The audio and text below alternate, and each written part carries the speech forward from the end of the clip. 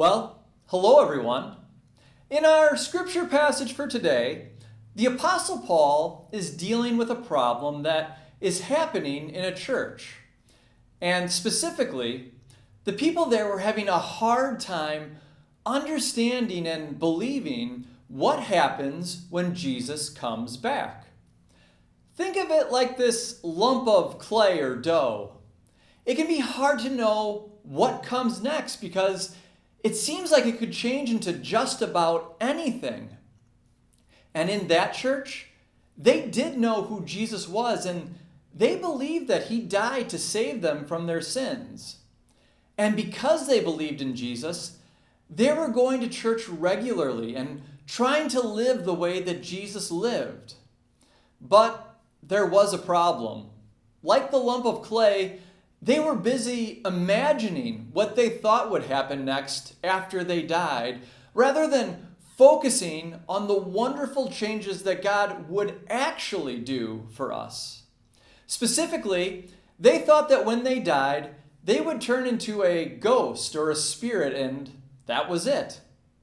But Paul told them that they would be resurrected, like Jesus was on Easter with a resurrected body.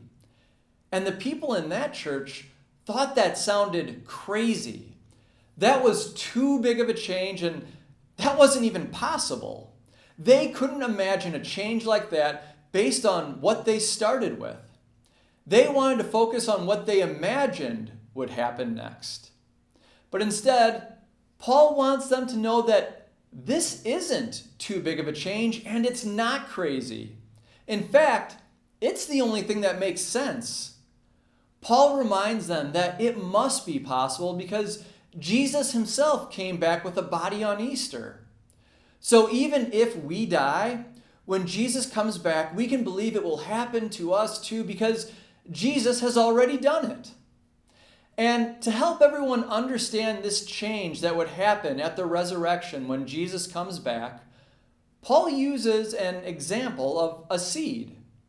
If you had never seen a seed before, you would never guess that if you put it in the ground, it would turn into a plant like this. It's hard to imagine that something like this would come from what you started with. But we know that it does happen because we've seen it happen before. And Paul wants us to imagine the same thing for when Jesus comes back. Just like when a seed goes into the ground, it comes back transformed into something even better. In the same way, when Jesus comes back, we'll have a new body that's been transformed into something even better than we can imagine, with a resurrected body. And so, we can look forward to when Jesus comes back, knowing it will be amazing, and we will be like him after his resurrection.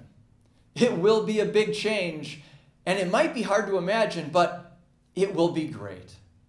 And I hope that helps you understand our scripture passage just a little bit better. Goodbye, everyone.